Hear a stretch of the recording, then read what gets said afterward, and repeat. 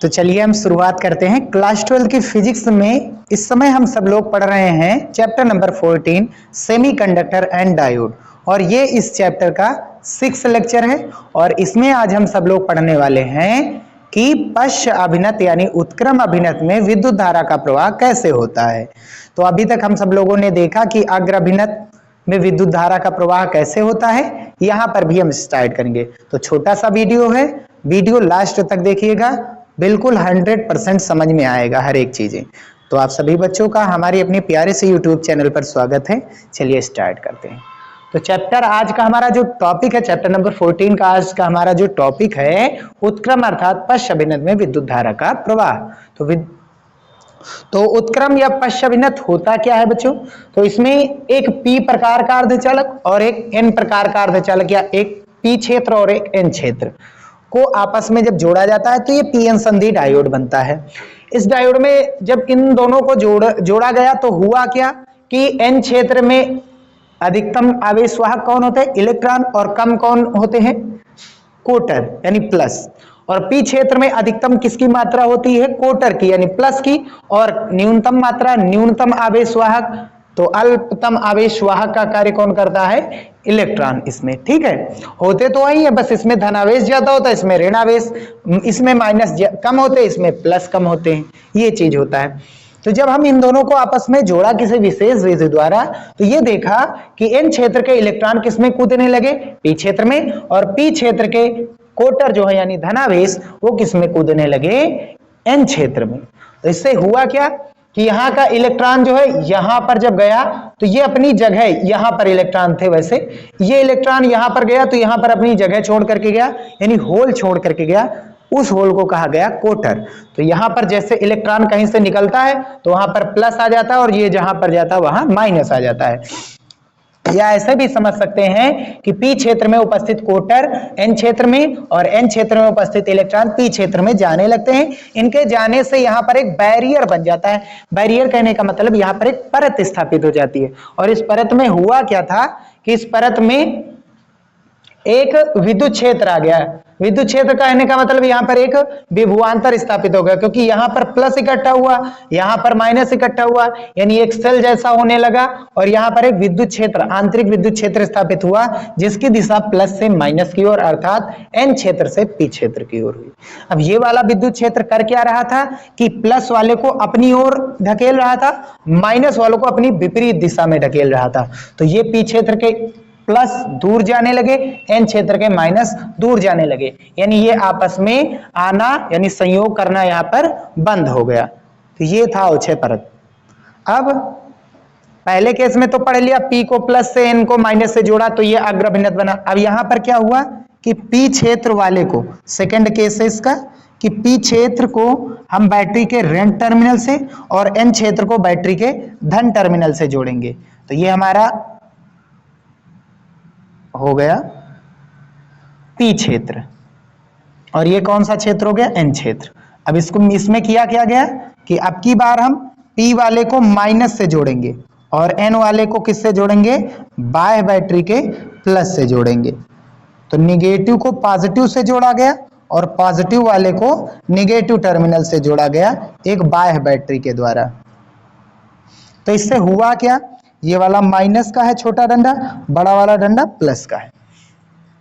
तो ये माइनस का है तो यहां पर माइनस स्थापित हो गया, और यहां पर क्या स्थापित हो गया भैया? प्लस स्थापित हो गया। थोड़ा ऊपर बढ़ाकर ये प्लस स्थापित हो गया, अर्थात प्लस से माइनस की ओर एक बाह्य विद्युत क्षेत्र स्थापित हो गया, जिसकी दिशा किधर है? एन से पी की ओर। ठीक, अभी तक पी में क्या थे? पी में अधिकतम मात्रा किसकी थी? प्लस वालों की। और एन में अधिकतम मात्रा किसकी थी? बहुसंख्यक जिसे कहा गया। बहुसंख्यक आवेशवाहक एन में कौन था? इलेक्ट्रॉन।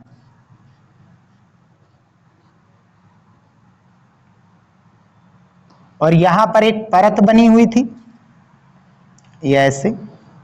इस परत में इस जगह पर क्या इकट्ठा था? माइनस। और इस जगह क्या इकट्ठा हुआ था? प्लस।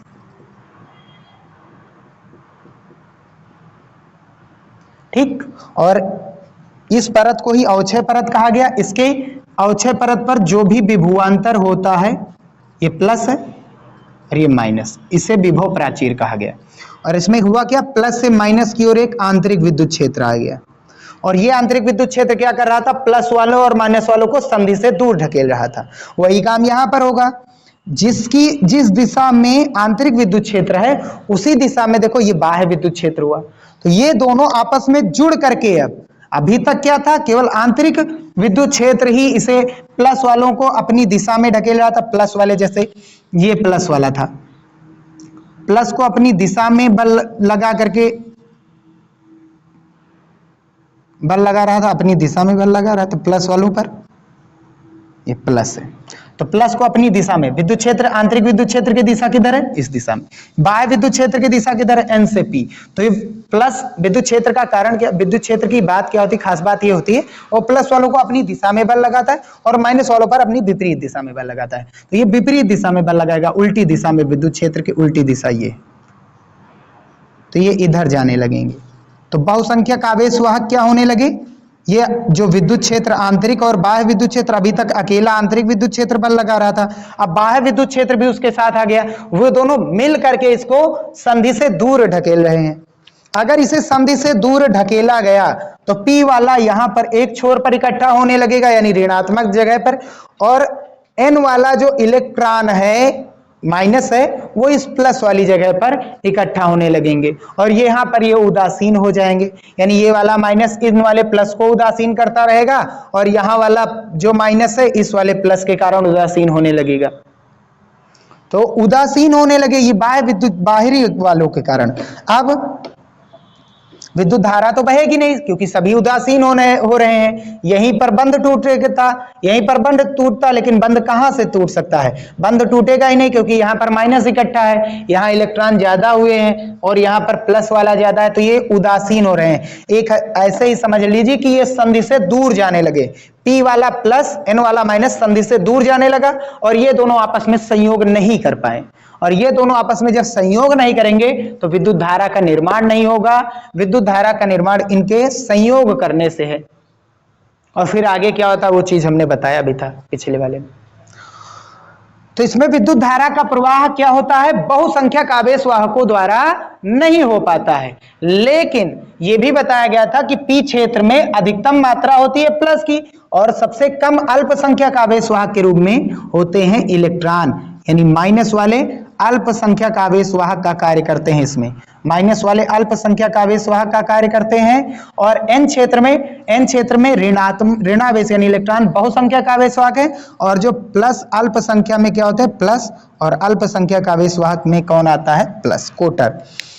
तो अब क्या होगा, अब ये वाला विद्युत क्षेत्र इनके माइनस, इनके प्लस को तो दूर ढकेला, लेकिन P क्षेत्र के माइनस को, अल्पसंख्यक आवेश वाहकों को, यानी ये वाला अल्पसंख्यक आवेश वाहक, ये जो अल्पसंख्यक आवेश वाहक हैं इन पर ये दोनों विद्युत क्षेत्र किस दिशा में बल लगाएंगे, तो ऋणावेश पर अपनी विपरीत दिशा में। तो विद्युत क्षेत्र उस ओर है तो इस पर बल लगेगा इस ओर, तो ये दोनों इधर जाएंगे, इस पर इधर की ओर बल लगेगा तो ये इधर जाने लगेंगे, संधि की ओर जाने लगेगा। कौन, अल्पसंख्यक आवेश वाहक। इसमें अल्पसंख्यक आवेश वाहक कौन है, प्लस वाला, ये प्लस वाला अल्पसंख्यक आवेश वाहक है। तो अब विद्युत क्षेत्र क्या करता है, विद्युत क्षेत्र प्लस वालों को अपनी दिशा में खींचता है, माइनस वालों को अपनी विपरीत दिशा में ढकेलता है। तो इस पर विद्युत क्षेत्र अपनी विपरीत दिशा में ढकेल रहा है, विद्युत क्षेत्र उस ओर है, ये इधर ढकेला जा रहा है, और ये वाला प्लस है तो प्लस वालों पर विद्युत क्षेत्र अपनी दिशा में बल लगाएगा। तो ये दोनों विद्युत क्षेत्र मिल करके इसको संधि की ओर ढकेलेंगे और ये संधि की ओर चलने लगेंगे, और जैसे ही ये संधि की ओर आएंगे, संधि की ओर आएंगे और संधि की ओर जैसे ही आएंगे तो इसका माइनस इसका प्लस क्या हो जाएगा, इसका माइनस इसका प्लस उदासीन हो जाएगा, और जैसे ही उदासीन होंगे इलेक्ट्रॉन की विपरीत दिशा में, इलेक्ट्रॉन कहां पर बह रहे हैं, तो इलेक्ट्रॉन अल्पसंख्यक आवेश वाहक के कारण धारा बह रही, तो इलेक्ट्रॉन जा रहे हैं किधर, P से N की ओर, इसलिए विद्युत धारा किधर बहेगी, N से P की ओर बह जाएगी। और ये धारा बहुत ही छोटी धारा होगी, क्यों, क्योंकि अल्पसंख्यक आवेश वाहक के कारण ये धारा बह रही है, और इसलिए इसे उत्क्रम धारा या पश्च धारा कहा जाता है। तो इतना चीज हुआ। तो इसमें संयोग कौन कर रहे हैं? तो P के अल्पसंख्यक N के अल्पसंख्यक संयोग कर रहे हैं। बहुसंख्यक तो संधि से दूर जा रहे हैं, वो संधि से दूर जाएंगे तो संयोग कर नहीं पाएंगे, विद्युत धारा का प्रवाह नहीं कर पाएंगे। लेकिन अब P वाले के माइनस N वाले के प्लस आपस में संयोग होंगे। जैसे ही ये दोनों संयोग करेंगे तुरंत इलेक्ट्रॉन की विपरीत दिशा में, इलेक्ट्रॉन इधर जा रहा है तो इसकी विपरीत दिशा में विद्युत धारा का प्रवाह होने लगेगा। और ये विद्युत धारा बहुत ही छोटी होती है, बहुत ही अल्प धारा होती है, अल्प धारा इसे कहा जाता है इसीलिए। ठीक भैया, तो यहां पर हुआ क्या उसके बारे में लिख दिया गया कि बाह्य विद्युत क्षेत्र E के कारण, एक बाह्य विद्युत क्षेत्र आंतरिक वाला तो रोक करके रखा था, लेकिन बाह्य विद्युत क्षेत्र क्या करा? बाह्य विद्युत क्षेत्र E के कारण पीएन संधि डायोड के उत्क्रम अभिनत में P क्षेत्र में उपस्थित कोटर यानी बहुसंख्यक आवेशवाहक, N क्षेत्र में उपस्थित इलेक्ट्रॉन, ये N का बहुसंख्यक आवेशवाहक है, संधि से दूर जाने लगते हैं। तो इस विद्युत क्षेत्र के कारण ये बहुसंख्यक आवेशवाहक संधि से दूर जाने लगते हैं, जिससे संधि से होकर बहुसंख्यक आवेशवाहकों का वितरण नहीं हो पाता है। और इसके कारण बहुसंख्यक आवेशवाहक संधि द्वारा ये वितरित नहीं हो पाते, यानी इसका प्लस इसमें नहीं आ पाता, इसका माइनस इसमें नहीं आ पाता है। तो वितरण नहीं हो पाते, वो वितरण नहीं होगा तो संयोग नहीं होगा, संयोग नहीं करेंगे तो बंध नहीं टूटेगा, बंध नहीं टूटेगा तो धारा नहीं बहेगी। इतना हुआ, इससे धारा नहीं बहेगी। परंतु अल्पसंख्यक आवेशवाहकों का वितरण होता है। देख सकते हैं अल्पसंख्यक आवेशवाहक इधर गया, अल्पसंख्यक आवेशवाहक इधर आया, तो इनका वितरण हो गया संधि, ये संधि के दोनों ओर आने जाने लगे। ठीक है, तो इनका संधि से होकर जो है वितरण होने लगा, संधि से होकर ये जाने लगे, जिससे बहुत अल्प धारा बहती है इलेक्ट्रॉन की विपरीत दिशा में, जिससे बहुत ही अल्प धारा बहती है। और उस धारा को उत्क्रम धारा या पश्च धारा के नाम से भी जाना जाता है।